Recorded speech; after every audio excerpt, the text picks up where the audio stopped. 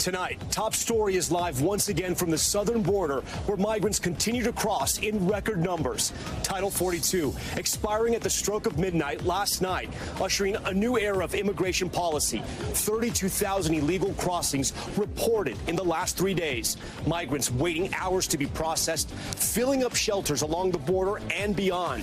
Biden's new border plan already facing multiple challenges in court. What those legal battles mean for migrants on the ground, and the officials struggling to keep up with the surge. We have full team coverage across the border again tonight. Also breaking, a massive funnel cloud touching down in Nebraska after a string of destructive tornadoes tore across Oklahoma. 16 million people under severe weather alerts. Will bring you the full forecast. Subway suspect surrenders. The former Marine seen putting Jordan Neely in a chokehold, arrested and charged with second-degree manslaughter. The reaction coming in from Neely's family tonight. And where the investigation heads from here. Overseas, the death toll climbing in the Middle East. 33 Palestinians killed by an Israeli airstrike, including 6 leaders of the Islamic Jihad group. Those militants firing back, sending rockets, flying towards Jerusalem, where efforts to negotiate a ceasefire stand tonight. Plus, a dramatic twist in the case of the missing EMT we brought you last night. Surveillance video now showing the moment she turned up at a convenience store after she says she was kidnapped. What she told 911 dispatchers about her heroin escape. And a massive narco submarine seized in the Pacific Ocean, where that massive sub was headed when $100 million worth of drugs were discovered on board. Top story starts right now.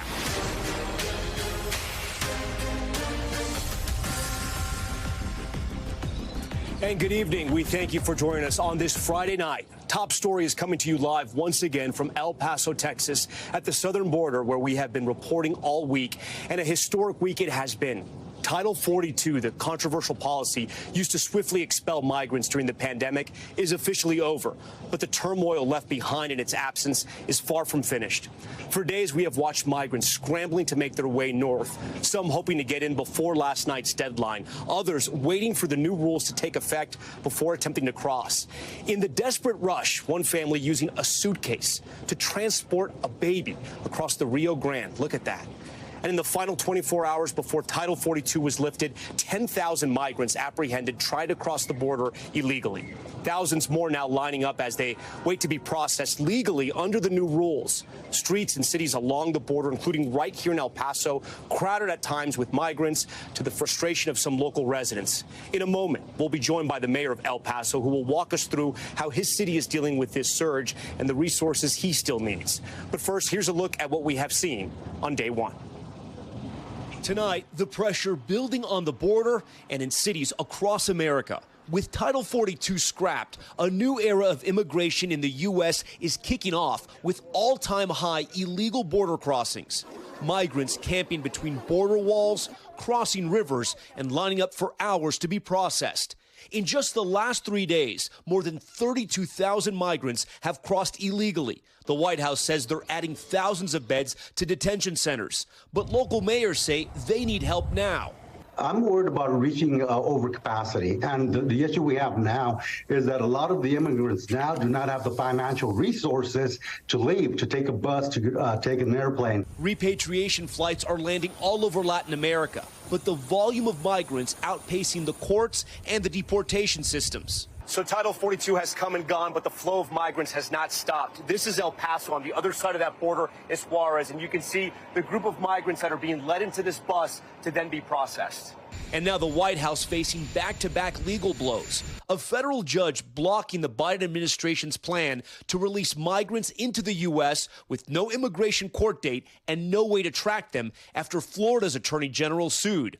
And the ACLU is suing as well, saying a cornerstone of the Biden plan to require migrants to make an appointment before reaching a point of entry is, quote, virtually impossible for asylum-seeking migrants. The lawsuits we are facing, frankly, from both sides of the aisle clearly demonstrate just how fundamentally broken our immigration system is. And tonight, an investigation underway to figure out how a migrant teen died at a federally contracted facility in Florida housing unaccompanied minors.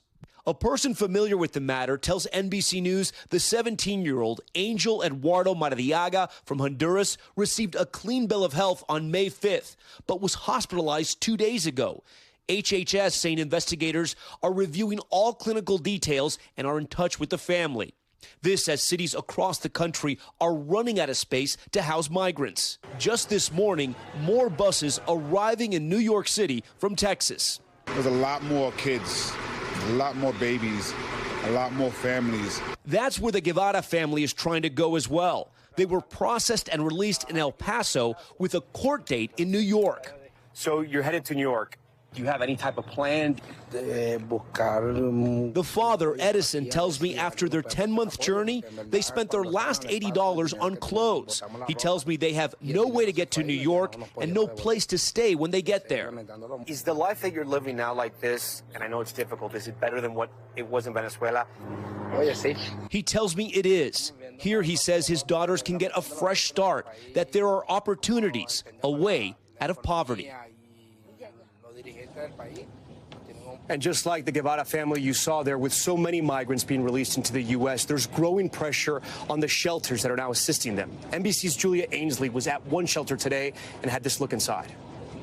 It's just hours after Title 42 lifted, we see migrants living on El Paso streets outside shelters. By 7 a.m., we arrive at the Opportunity Center, where families are asleep on the floor.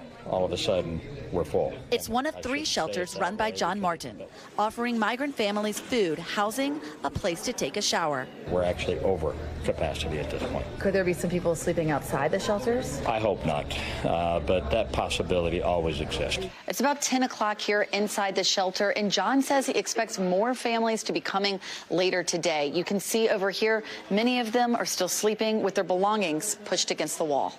Families like Robert, Yascari, and their 4-year-old son, Jason, from Venezuela. They tell us they've been here for 8 days. You've been sleeping on this floor for 8 days? They say they are desperate. Back home, they couldn't afford food for their family. So many migrants fleeing political upheaval, gang violence, or even droughts, looking for a new life in the U.S. Like Jonathan, who also came from Venezuela. Are you happy that you made it to the United States? Yes, it was a huge sacrifice, crossing jungles, many countries. It wasn't easy, he tells us. Meanwhile, by 1 p.m., Martin arrives at another of his shelters. Currently, we simply have no space inside the building. Nearby, we meet El Paso residents who say it's just too much, worried their city is overwhelmed. You see them all in the sidewalks everywhere, all around it, all the block. And it's unsafe for them, it's unsafe for the people. Tonight, Martin is getting ready. He's heard Border Patrol may drop off more migrants soon. And with that, Julia joins us now from right here in El Paso at Gate 42 by the border wall. We were there with our team earlier today, Julia. What do local officials and NGOs expect will happen in El Paso and across the border over the next few days?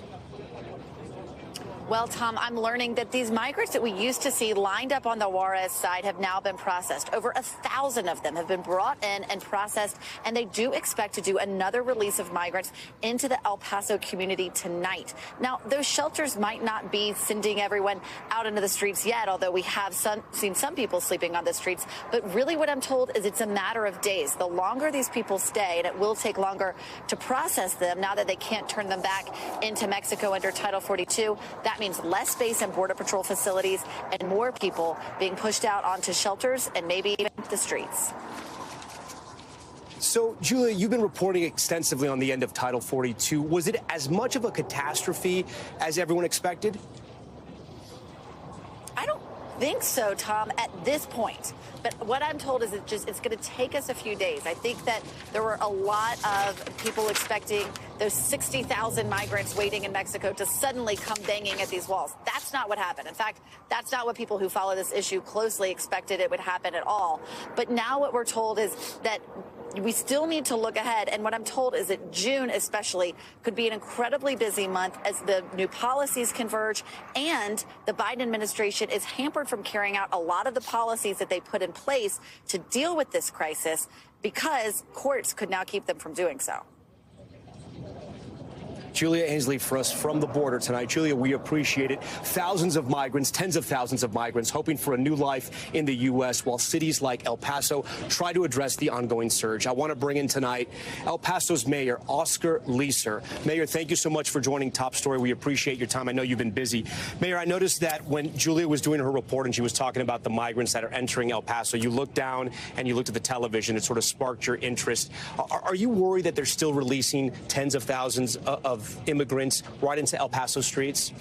Well, that's one of our biggest things that we want to make sure that we help people get off the street and stay off the street. We're prepared. We've opened a school that's been vacated to continue to help the Border Patrol as they process and grow through the legal immigration system to go into these schools. They're temporary shelters, 4 to 72 hours, and once they've been processed and they get their A number, then we want to help them get to the destination of their choice. So it's really important that we continue to help them. And if you were here during the week on Monday, there was over 3,000 people here on the street, and the Border Patrol went out and gave them and helped them get through their process, and then they gave them an A number and then continue to help them. Now, and we should mention that scene is completely different tonight. You are 100% correct. There are less people out here. I do want to ask you, I've reported from El Paso over the years.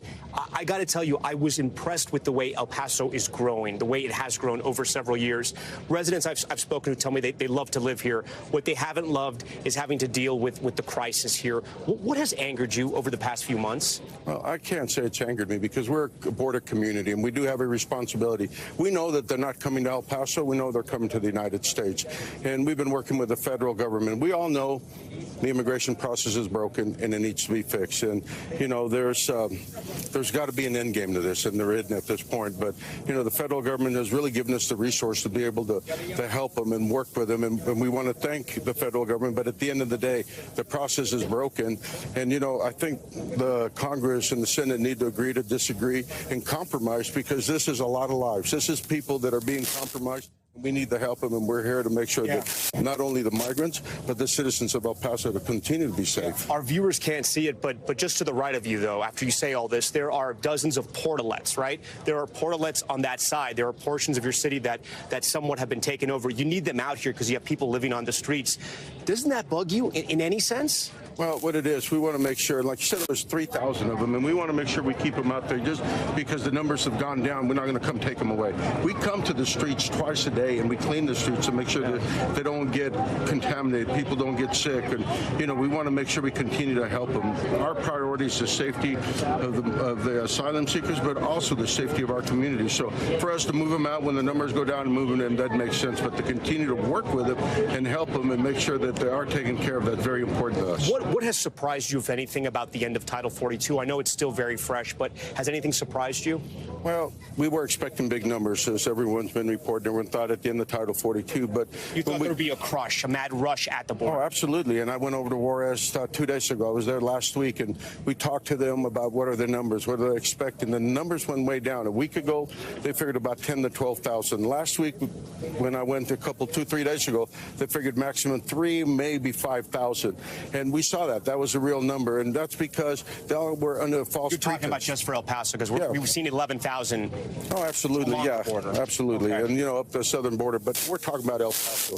So then what ends up happening, the asylum seekers were under the assumption that if they came, because they were told this, and they paid to be brought in to the U.S., that if they came in and they were here before Title 42 expelled, they would have political asylum, and that's not the fact. The border was closed yesterday, and it continues to be closed today, but we need to continue to assist them, help them, and make them work and go through the process to follow all immigration laws. What's going to happen, though, to families like the Guevara family that we just saw in my report? They're a Venezuelan family.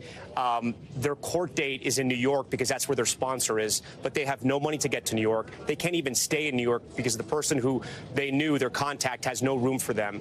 So they're going to be here in your city living until they can raise, they told me, $800, which sounds like nearly an impossible amount for this family right now. They have 2 little kids, so they're going to be living out here. What do you tell them? Well, we've opened up our schools, and we'll be opening up a second school if needed.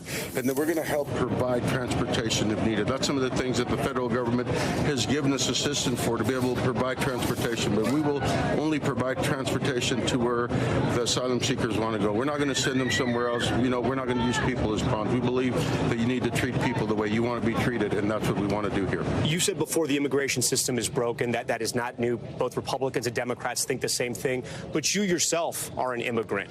What would you do to change the system? Well, I believe that when people come in, we need to have a lot more immigration judges. We need to speed up the system. There's no ifs and buts about it. But like you said, we need to give them a work permit. We need to allow them to come to work and be part of the system. Like you said a minute ago, they're coming here to better their lives and the lives of their families, and that's important that we give them that ability and that opportunity. And if we can change some of the things to do that, it will be a faster process, a better process, and we can continue to move forward. Mayor Oscar Leeser, we thank you for your time. We know you've been on the front lines for several months of this immigration battle, and the battle is far from over. Oscar, we thank you for your time. I thank you. And again, the important part is that the community of El Paso and our asylum seekers continue to be safe. Okay, Mayor, we thank you for your time. Thank you. Yeah. From now, we move west to Texas, to California, I should say, where the border city of San Diego is also responding to the rush of new arrivals. Shelters are nearing capacity as the migrants who are allowed through to start their next journey, trying to connect with family or friends. Juan Venegas has their story. Tonight, hundreds still waiting at the border, while here in Southern California, many hoping to join family or friends in the U.S. Antonio Guerrero is one of them, and his wife is already there. He has family in Austin, Texas. They're coming to San Diego. If he's given the opportunity to seek asylum, he would go with them to Texas. They would be his sponsor. This man says he's been camping here for 5 days with his 16-year-old son. They have a friend willing to sponsor them in New York if given a chance to request asylum.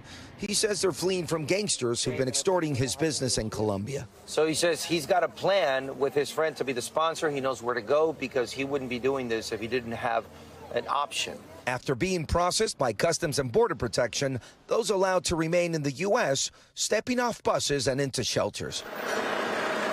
Immigration officials say the influx began before Title 42 was lifted, but have not seen significant changes since last night. Still, shelters are now nearing capacity. Catholic Charities runs 3 shelters with 1,500 beds. They had 1,200 filled yesterday, and they think they might hit capacity tonight. Give us the elderly, the sick, the women with young children, family units, pregnant women, so that we can not have them on the streets. To help with the rush, hotels are now being used as migrant shelters. One Colombian national who didn't want to show his face, leaving the shelter to find his own hotel room for the night. He says it was hard to get here, but processing was relatively quick, saying, "We showed them our documents, then they returned them and put us on the bus." He says he was released without a court date, but in 60 days he'll have to make an asylum claim at the nearest Immigration and Customs Enforcement station, telling NBC San Diego he will appear because this country is giving him an opportunity for a better life. And at the San Diego airport, crowds of migrants forming with limited possessions and documents in hand. Viajo hacia Chicago, discúlpame. Y allá encontrarme con una compañera quien me va a recibir. For perhaps the last leg of what has already been a long and dangerous journey. Migrante que se viene no se viene porque quiere, no porque le toca. Algunos por cuestiones de seguridad, otros de cuestiones de monetarias, pero todos tenemos nuestra historia. Guad Venegas joins Top Story again live from San Diego. So, Guad, not everybody behind that fence where you are will have sort of the same fate as those people in your story. Many will likely be removed from the country, right? Right, Tom. In fact, under the new policy, DHS Secretary Mayorkas said that anyone that arrives at the U.S. through a non-lawful pathway, like the individuals that are waiting here, will not be eligible for asylum. He's asking them to use the legal pathways, which would be the CBP-1 app, right? The one that's very difficult to use. And I should add, Tom, for the individuals at the airport that we saw, now the shelters are so overwhelmed that I spoke to a worker at the airport today who told me some of the families at the airport were dropped off this morning for flights that would leave tonight with no food, no money, just a plane ticket. And today at the San Diego airport, some workers in the terminal, Tom, had to put their money together to buy lunches for a lot of these families that showed up with children who had not eaten food all day and had to wait. So that's just something else that's happening at the airport. So it's still a challenge for the migrants and the shelters that are doing what they can to help those that have been released to seek asylum in the U.S., Tom. Yeah, and it is not a cliche when people say that they've arrived to this country with just the clothes on their back. All right, Guad Venegas, who's been doing fantastic reporting for us all week. Guad, we appreciate it. We're going to continue our coverage on the border crisis throughout the broadcast, but we turn now to other news. Those damaging tornadoes tearing through Nebraska and Oklahoma. Take a look at this. It's a massive funnel cloud racing near Spalding, Nebraska, one of a dozen reported in the state. And in Cole, Oklahoma, this twister ripping the roof right off of a home. Several states still under tornado watch tonight. Blaine Alexander has the late details. Tonight, this is the terrifying sight of severe weather moving across the Great Plains. Oh, it's about to hit that tractor. Cameras captured this funnel cloud over Nebraska. Ooh, look at that. One of at least 12 reported tornadoes in the state. This is incredible. It comes as some 16 million people are bracing for severe weather across the Midwest and Great Plains, with the threat stretching from Iowa to Texas. And some areas are already feeling its wrath. In Noble, just outside of Oklahoma City, multiple reports of a tornado overnight. This food mart right here on the corner took a pretty big hit. Damaging 3 businesses. It's got a huge hole in the top here. And at least 1 home. These slow-moving storms bring another threat, rain, and lots of it, with parts of Texas and Oklahoma bracing for flash flooding. Dude, are you freaking serious, man? Oh, my God. While in Nebraska, the threat remains through the night, with the storm's power and fury already clear. Blaine Alexander, NBC News. And as Blaine mentioned there in her report, millions more now in the risk zone for severe storms as we head into this evening. Let's get right over to Angie Lastman.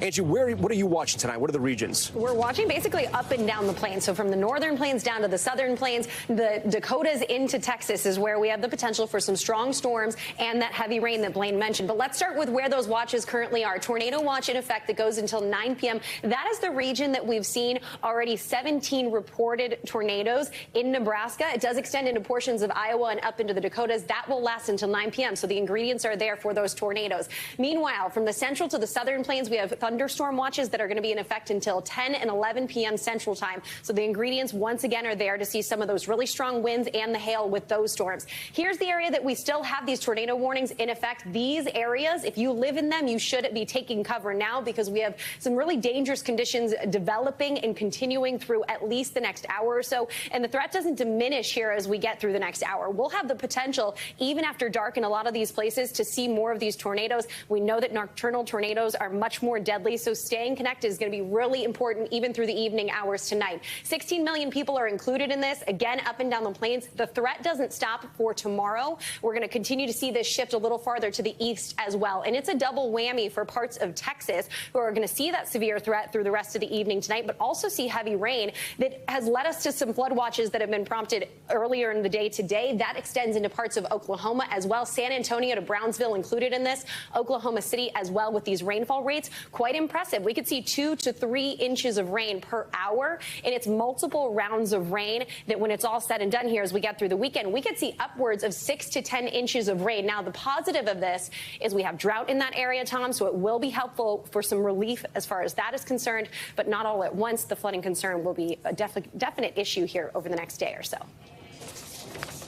All right, a lot of danger this evening and into the weekend for many in this country. Angie, we appreciate it. Now to a story we've been following all week here on Top Story. The New York subway rider charged with manslaughter after putting a homeless man in a fatal chokehold. Witnesses say that homeless man was acting aggressive and threatening towards other passengers. Stephanie Gosk has late details. The protests and calls for criminal charges were answered. Daniel Penny was arrested for killing Jordan Neely. Early this morning, the 24-year-old walked into Manhattan's 5th Precinct. He did so voluntarily and with the sort of dignity and integrity that is characteristic of his history of service to this grateful nation. The former Marine is accused of manslaughter in the 2nd degree, a charge carrying a maximum 15-year sentence. Penny was released on $100,000 bail. Homeless and battling mental illness, Neely died after Penny put him in a chokehold on the subway nearly 2 weeks ago. A witness said Neely got on the train and started yelling that he was hungry and ready to die. According to Penny's attorney, Neely aggressively threatened his client and other people on the train, adding that he is confident that once all the facts and circumstances surrounding this tragic incident are brought to bear, Mr. Penny will be fully absolved of any wrongdoing. But lawyers for Neely's family say Penny is guilty, and they aren't happy with the charge. Yes, we disagree with the manslaughter charge. We think it should be murder because he knew it would happen. He knew he would die.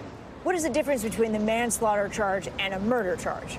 A murder charge is a specific intent crime. It means that you intended to kill someone. This manslaughter charge under New York law is about recklessness. It's about the conscious disregard of a known risk. Penny's case will likely come down to a question of self-defense. New Yorkers are split, some calling him a heartless vigilante. Others say he is a hero. Either way, many agree record homelessness and a mental health crisis led to tragedy on the subway. In a statement today, District Attorney Alvin Bragg said his office interviewed witnesses. They looked at photos and video. They had discussions with the medical examiner. He then went on to say that Jordan Neely, in his words, should still be alive today. Tom? Okay, Stephanie Gosk for us. Stephanie, thank you. We want to head overseas now in the latest on that escalating violence in the Holy Land. Missile strikes from Palestinian militants targeting Jerusalem. And the death toll in the Gaza Strip from Israeli airstrikes keeps rising with no end to the violence in sight. Here's Matt Bradley tonight. After 4 days of relentless fighting between Israeli forces and Palestinian militants in the Gaza Strip, hopes for peace are fading. Israel saying it killed a sixth leader of the Palestinian Islamic Jihad group on Friday. The latest death after the barrage of Israeli airstrikes that have killed at least 33 Palestinians, about half of them civilians, according to Gaza's health ministry.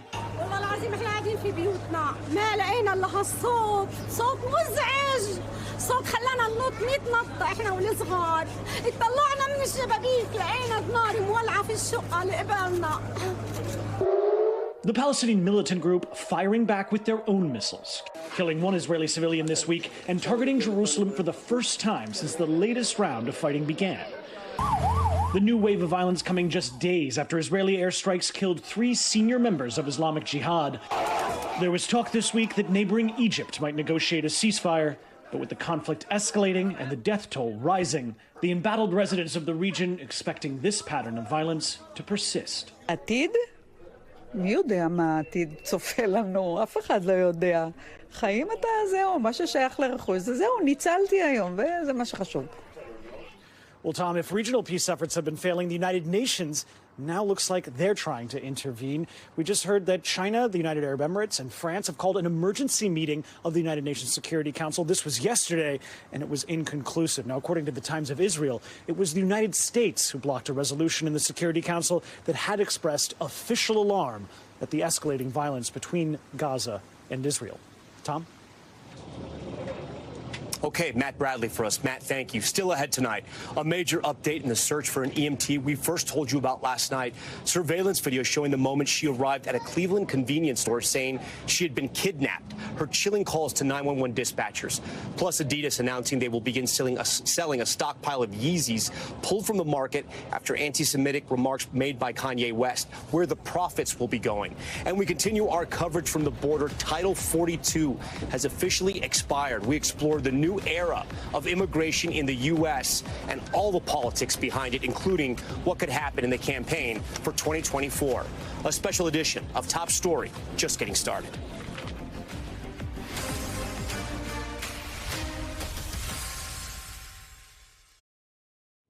We're back now with an update on a story we brought you last night. The 30-year-old EMT who went missing in Cleveland found alive after a desperate search.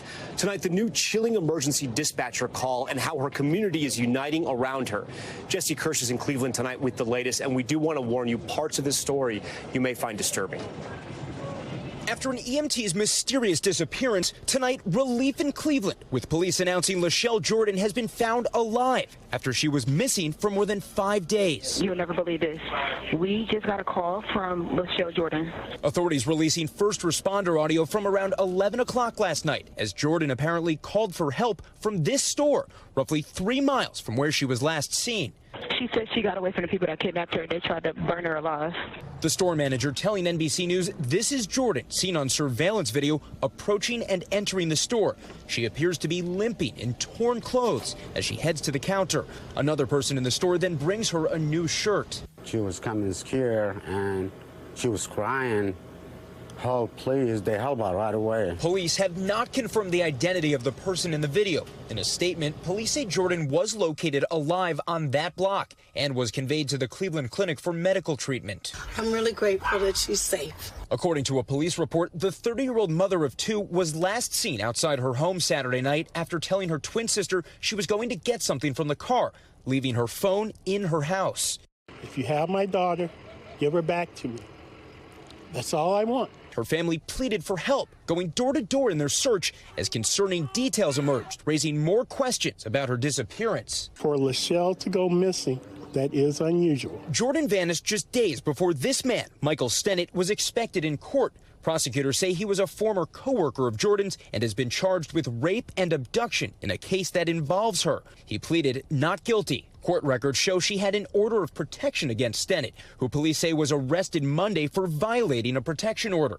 Efforts to reach him or his lawyer were unsuccessful. Police saying Thursday he, quote, has not been connected to Ms. Jordan's missing person investigation. Tonight, a community breathing easier with several questions still unanswered. She's strong. She's a very strong person to have gotten through that to get away. All right, Jesse Kirsch joins us live tonight from Cleveland. Jesse, just an incredible story and one that really turned around since we told our audience about it last night. I understand your team has spoken to Jordan's mother after she was found. Yeah, that's right, Tom. A woman identifying herself as the mother of Lachelle Jordan telling one of our producers by phone she is ecstatic that her daughter was found alive. Meanwhile, police telling me today they still do not have information to share on a suspect, and some people in the neighborhood where Lachelle Jordan was reportedly last seen are still uneasy with so many unanswered questions. Tom?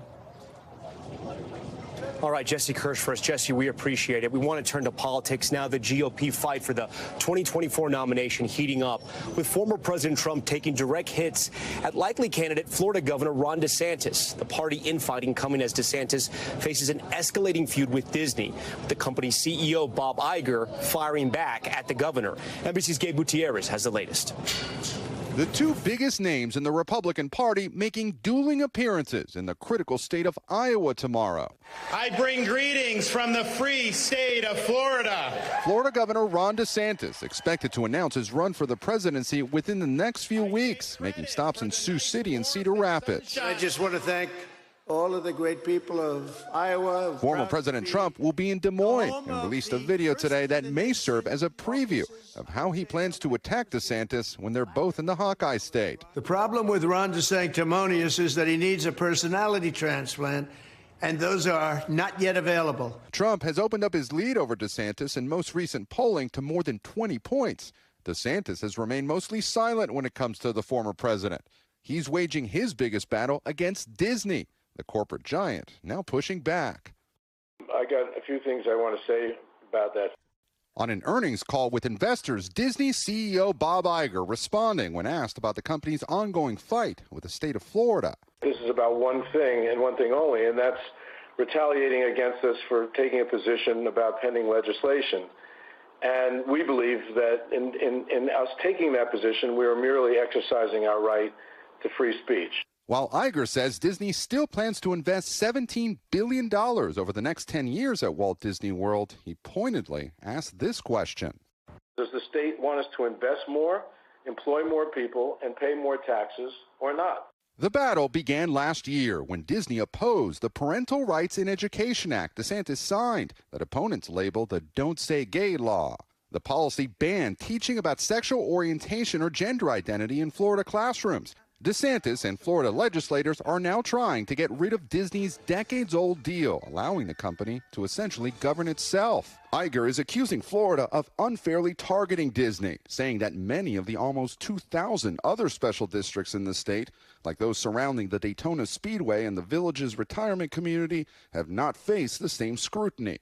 DeSantis is not backing down, telling Newsmax last week. Can't have a situation where the legislature has spoken and one company just decides to contract out against the will of the people. At the end of the day, I think that they just have to understand the party is over for that.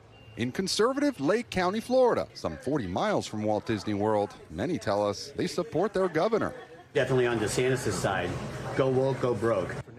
But other voters doubt whether DeSantis' rhetoric matches his record. Going around the country and now the world saying is that Florida is free, that he's made us more free. He hasn't made us more free. Governor DeSantis just signed a transportation bill that gives the state of Florida authority to inspect Disney's monorail system. Disney not happy about it. The company has just amended its lawsuit against the state of Florida to include that. The saga continues, Tom. Gabe Gutierrez covering Governor Ron DeSantis for us. Gabe, we appreciate it. When we come back, a health update on actor Jamie Foxx. The movie star's daughter says he is out of the hospital weeks after he was hospitalized for a mysterious illness. How she says he's doing, despite online reports his condition was worsening. And here on the border, with Title 42 expiring, the political firestorm over immigration rages on. We'll assess the impact on the Biden administration and how it will affect the race for 2024. That's next.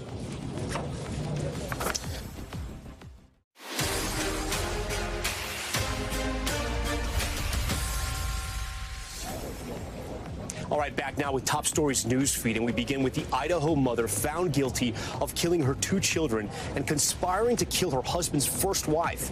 Lori Vallow convicted on all charges in a Boise court late today. She was arrested in 2020 when the bodies of her 2 missing children were found on a property belonging to her husband, Chad Daybell. He has also been charged with their murders. Witnesses testified the couple was part of a doomsday cult. 3 people are lucky to be alive after a small plane they were in crashed in southern New Jersey.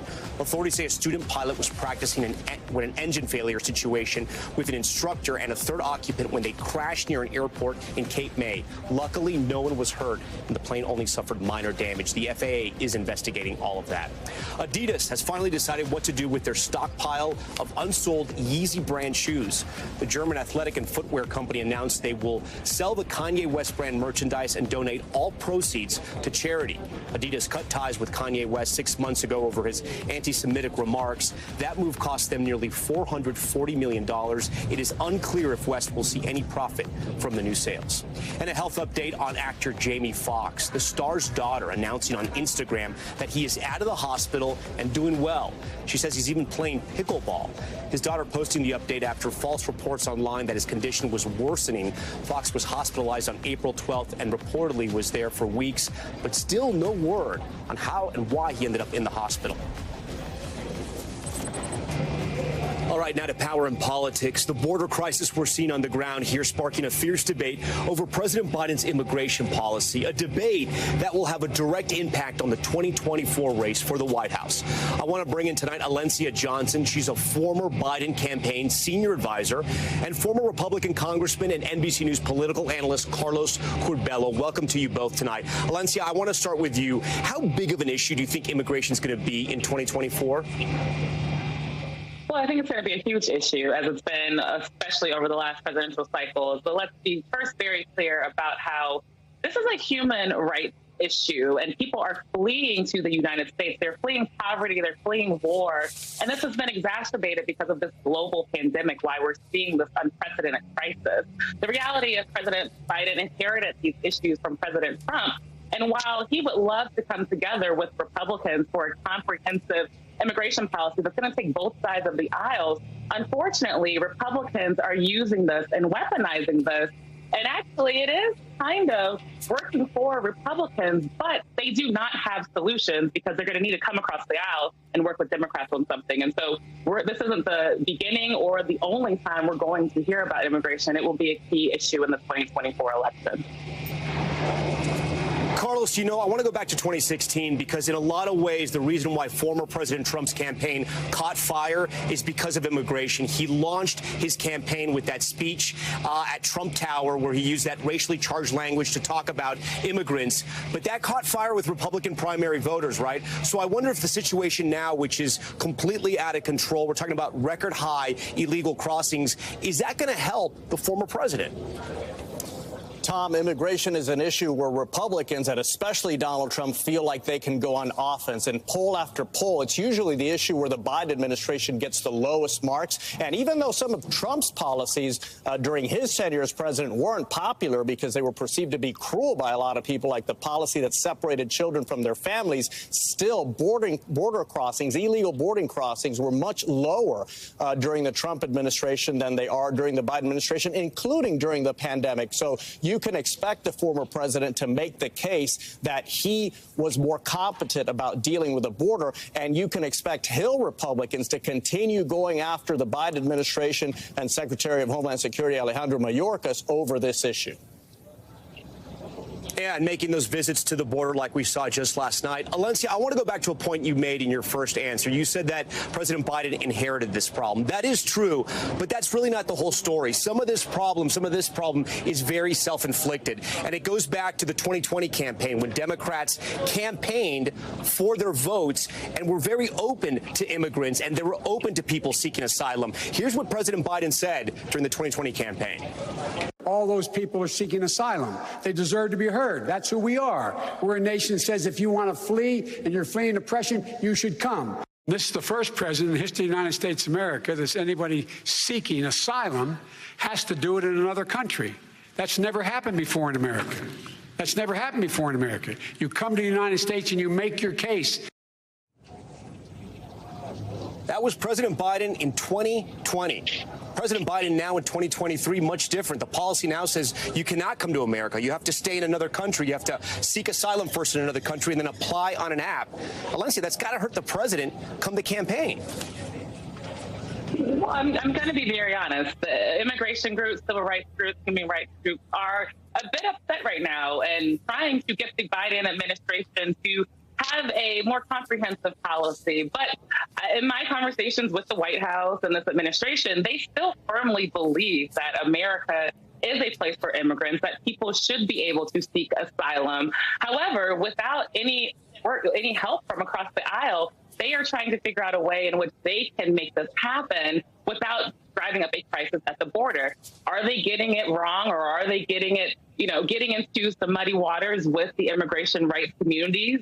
Sure. But the reality is, if Republicans could come to the table with President Biden and actually acknowledge that the fabric of this country does better when we are open to immigrants, when we welcome people who are fleeing oppression, it actually works better. But right now we're playing with people's lives and politics, and that unfortunately is insane. Right. Alencia, that or his policies, the new Biden policy actually works and the numbers come down. I do want to ask you, we live in a very fast news cycle where things come on the radar and they immediately disappear. How long do you think immigration will be on the radar? How long do you think it'll be an issue that people are talking about heading into 2024? Tom, I think you make a really good... Sorry, that was for Alencia, Carlos. I'm going to get right back to you. Sorry. Yeah, no, I mean, I think both of us are going to talk about this, how it is a very real issue for a lot of people. It is on top of their minds. However, to your point, Tom, you're making a key point in our media cycle and how it changes. And there are so many issues that the American people are paying attention to. I mean, June will be covering unprecedented Supreme Court cases and their decisions and how they are going to impact groups.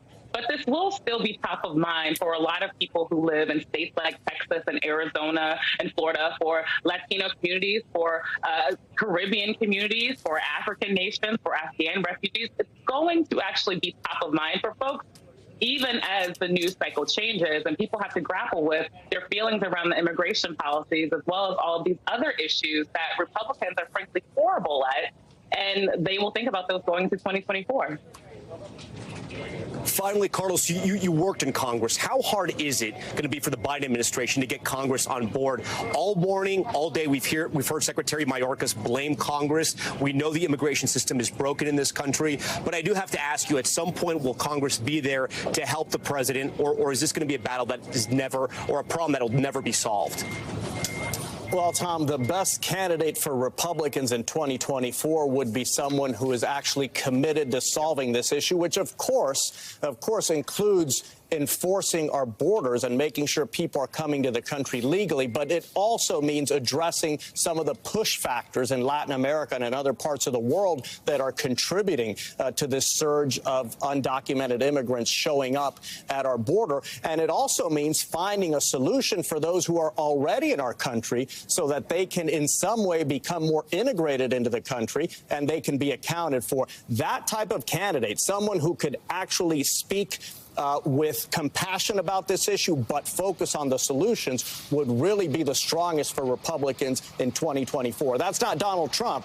He'll get high marks on the enforcement portion of this, but the way he's talked about immigrants will disqualify him with a lot of voters.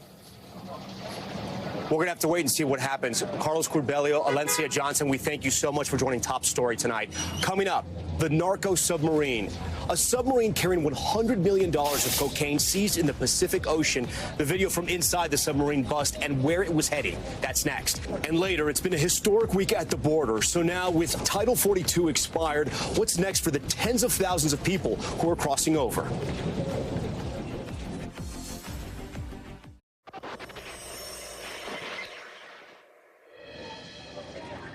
At a Top Stories Global Watch, and U.S. Congressman George Santos has confessed to theft in Brazil as part of a plea deal. Santos is accused of using stolen checks and a fake name at a store in Rio in 2008. As part of that deal, criminal charges against him will be dropped, but he was given 30 days to pay thousands of dollars in fines. This comes just one day after he pleaded not guilty to federal charges here in the U.S.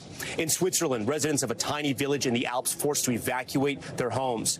Take a look at this new video showing rubble just starting to slide down a mountainside near that village. Officials warn that 70 million cubic feet of rock from that mountain will collapse as soon as next week and could wipe out that entire area. And Colombia's Navy seizing 3 tons of cocaine from a so-called narco submarine. Take a look at this.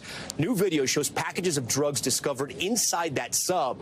Colombia's Navy says it was intercepted in the Pacific Ocean heading to Central America. Authorities say the drugs hold a street value of about $100 million. These drug smuggling submarines have also been intercepted in recent months heading from South America to Europe. All right, coming up, the latest from here on the border and a look at a critical week that has left us with more questions than answers. That's next. Finally tonight, a look back at this busy week at the border as we saw an end to Title 42 and a new phase of immigration in the U.S. that may be even harder to enforce. When we first started our reports from Juarez on Wednesday, hundreds, if not 1,000 people lined the border day after day. We spoke to them, many of them unsure of what the end of Title 42 really meant and what would happen next. High winds ripping through that area, covering people with dust. We ourselves caught in those elements. And tonight, that section of the border cleared out. Migrants bust into El Paso after the pandemic-era restrictions were lifted. We also traveled over the border to El Paso from Sacred Heart Church, where just outside migrants had been camped out for weeks, seeking shelter and food. Several faith leaders and community members offering a helping hand. But many residents in El Paso sharing with us their frustrations as hundreds of people slept on their streets, the government not giving information about what would happen to them. Yeah, there's a lot of people coming over, and last week I passed by, and they were just in the streets. I'm not comfortable with it, but... Tonight, this is the scene outside that very same church. Only a handful of people remain. It's unclear where all those people have gone. Some have left to reunite with family and friends in other parts of the country or head to the city where their court hearing is located. Others, we're told, have been deported. The vast majority, though, processed in the U.S. and released. And Homeland Security predicts around 10,000 migrants will try to cross the U.S. per day. Major cities like New York, Chicago, and Denver declaring emergencies as buses of migrants have already arrived. Now, this historic border surge entering its next phase, and we'll continue to watch it. We will promise you that. We want to thank you for watching us all week. I'm Tom Llamas at El Paso. More news on the way.